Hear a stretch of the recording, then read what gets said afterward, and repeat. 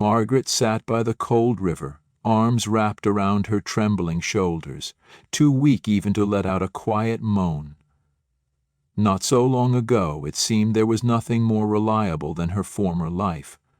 Home, family, her teaching job at a beloved school. All of it made her feel needed and protected. But in a single instant it shattered like fragile glass, leaving her amid the wreckage of past happiness, uncertain where to go. "What am I supposed to do? Why is everything like this?" she mumbled, pressing herself against the worn-out parapet.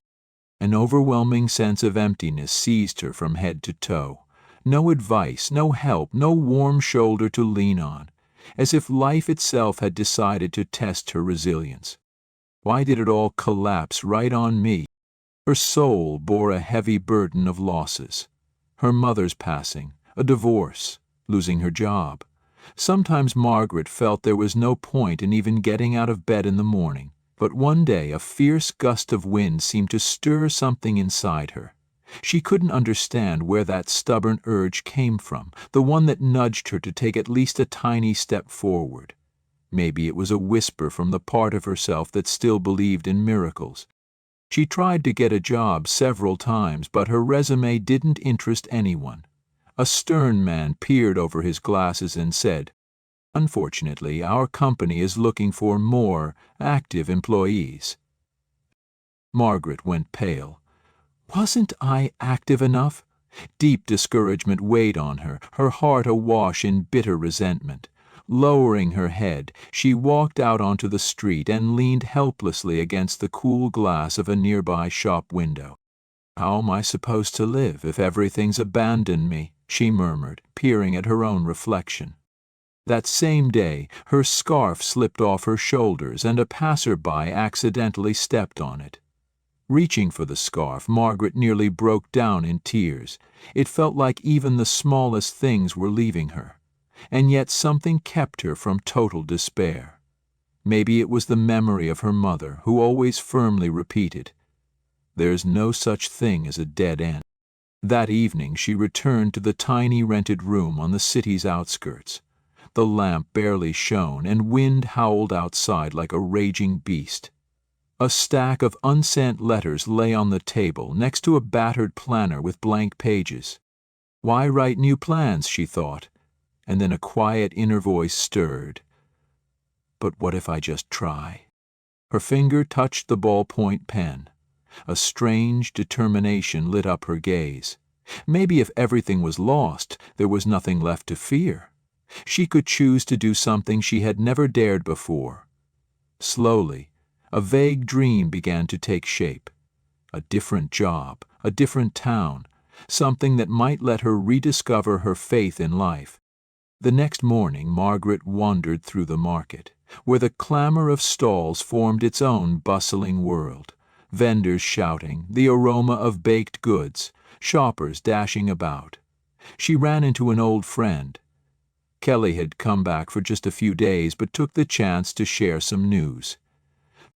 "You know, life out there isn't glamorous, but it's peaceful. They need people to work at a rural school. The kids clearly need attention. And nobody can deny you've got teaching experience, right?"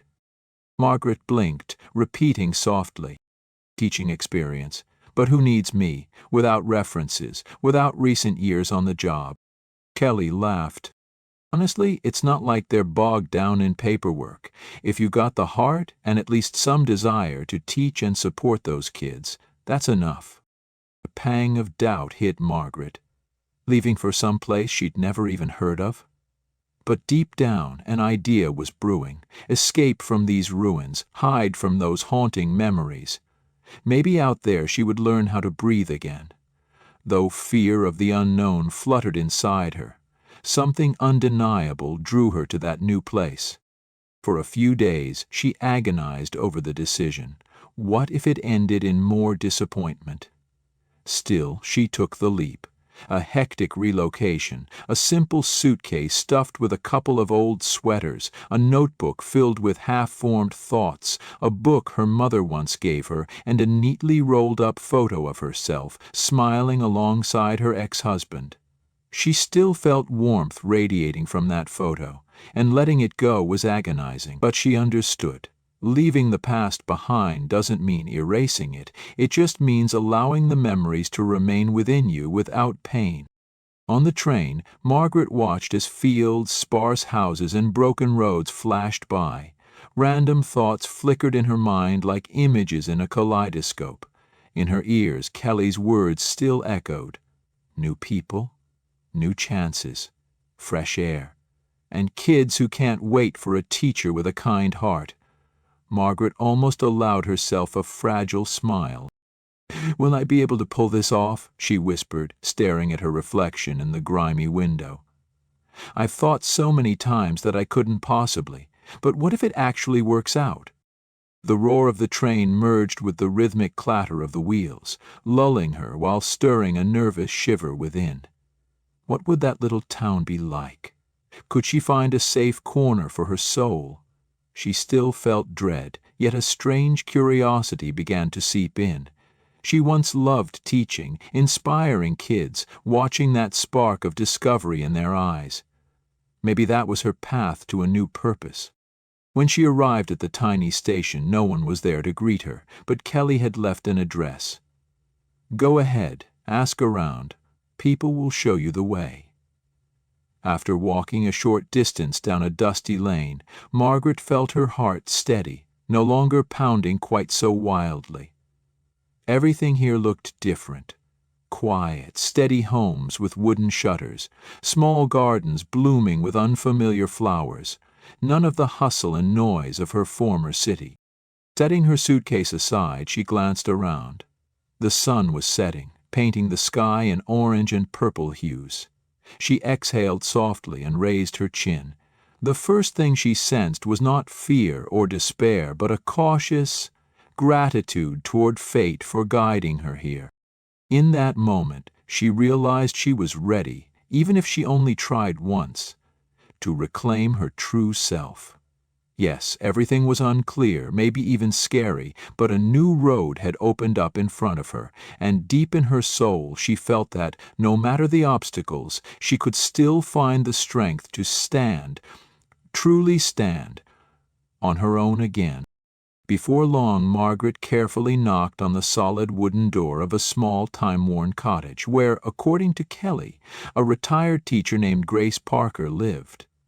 The owner turned out to be a fragile, silver-haired woman who greeted Margaret with wary yet kindly eyes. "You're really planning to stay here, dear?" she asked, narrowing her gaze. "Hey, I want to try," Margaret replied, anxiously slipping off her coat. "Maybe this is my chance to start over." She had almost nothing left. Aside from a reluctance to go back to her past and a quiet hope that somewhere ahead lay a glimmer of possibility. The house smelled of dried herbs and old wood, along with a faint, comforting essence reminiscent of a grandmother's home. Grace Parker simply shook her head and showed Margaret to the table. The tabletop rattled under the old samovar. The kindly hostess scooped loose tea into a tiny pot and started pouring out steaming water.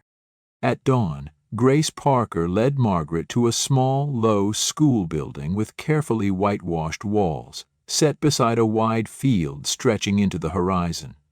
The hallways smelled of chalk and well-worn textbooks. The floorboards creaked beneath every step, just like at Grace's cottage.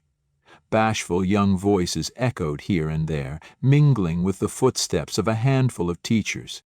"Where's the new lady?" some of them joked, half in earnest, half in fun, speaking about Margaret behind the corner. For the first time in a while, she felt a slight flutter in her stomach.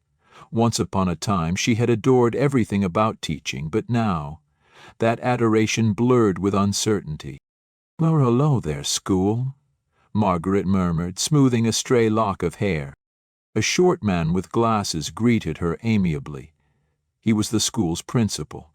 He peppered her with questions, and Margaret answered as best she could, trying not to reveal her own insecurity. That lingering sense of being lost and broken, shadowing her for the past few months, didn't vanish right away. Even so, a quiet voice inside urged, "Stay strong, don't break now. You'll be the homeroom teacher for the lower grades," the principal concluded as he signed some papers. "Not many kids, but a few come from tough family situations. Don't expect it to be easy, but we'll take all the help we can get." In the classroom, desks were lined up in 2 neat rows, the walls decorated with faded posters of letters and animals. Taking a seat at the teacher's desk, Margaret felt her palms grow damp. She would be back to instructing kids, encouraging them, guiding them. Could she really still do this? "Will I manage?" she whispered, letting her gaze drift over the wooden chairs. Behind the door she glimpsed a curious child's face, which quickly disappeared, as if too shy to greet the new teacher. Margaret felt a faint smile forming. Maybe it was a sign that it was time to return to life. In the evenings, alone in her modest apartment, she tried to master cooking on an old stove, scolding herself for any clumsiness while muttering, "Why am I even doing this?" Yet something within her awakened every time the children entrusted her with their little secrets. One boy, Luke, cautiously approached her in the hallway, hesitantly asking, What if there's no one at home at all, and I get scared?" She forced down the lump in her throat. "Then you should find someone willing to listen and keep talking until it's not so scary." Luke nodded silently, as though promising he would think about it, then headed off with lowered head. Margaret recognized the same hopelessness she herself had battled just recently, but now she understood. This boy couldn't be left on his own. As time passed, the students slowly came to see her as one of their own. A shy smile from one child here, excited exclamations during a quiz there. Each moment helped her wrestle with the shadows haunting her own heart. A girl named Emma offered her a colorful paper flower, simple yet so touching that Margaret could barely hold back tears. "Thank you," she whispered, pressing the handmade gift to her chest. She realized that this school was the place where she could truly transform. The old pain wouldn't vanish overnight, but it no longer felt all-consuming, replaced by new meaning and purpose. Even in the staff room, her colleagues started treating her like part of the team, throwing playful remarks her way, encouraging her. Of course, new hurdles lurked around every corner, tough conversations with skeptical parents who doubted their kids' futures, a shortage of funds to fix up the school, rumors of possible layoffs. But the main thing was that Margaret now had a reason to fight. It was in that newfound determination to act that she caught her first glimpse of genuine hope. When word spread around town that some of the classes might be cut due to budget issues, Margaret felt her heart sink. Then she pictured Luke's face, and Emma's, and the mischievous grin of Ethan, who was always cracking little jokes to get her attention. Those kids were the reason to keep going. "How can this be?" she said bitterly, rifling through the documents. "We've poured so much energy in, and now—" Yet there were those in the community prepared to stand up for the school. Families came to the meeting, teachers signed group letters, and some activists went on the hunt for sponsors. Margaret's knees trembled with each new step, but deep inside, a steadfast certainty flickered. She couldn't just give up. After weeks of dogged negotiations, local officials finally decided to continue funding the school, allowing it to remain open. The news rippled across the narrow streets of the town, bringing a wave of delight. Teachers, along with volunteers, got busy with repairs, painting walls, reinforcing old desks, and letting the kids decorate classroom chalkboards with cheerful drawings. Grace Parker, despite complaining about her aching legs, refused to fall behind the others, chuckling. Someone's got to keep an eye on you rascals." Margaret herself was in disbelief that she had overcome her fears and restored her footing. When a small celebration was held to mark the school's reprieve, the students handed her a bouquet of wildflowers they had gathered. Instead of making a big speech, she simply smiled through tear-filled eyes, feeling a profound sense of gratitude fill her chest. That evening she lingered in the schoolyard, watching the gentle glow of the street lamps. She recalled that cold morning by the river when she'd thought her life was over. Now she knew that, even after the hardest losses, one could still find new purpose. And yes, the road might be long and bumpy, but Margaret had already learned how to believe. Sometimes a single spark can change a destiny.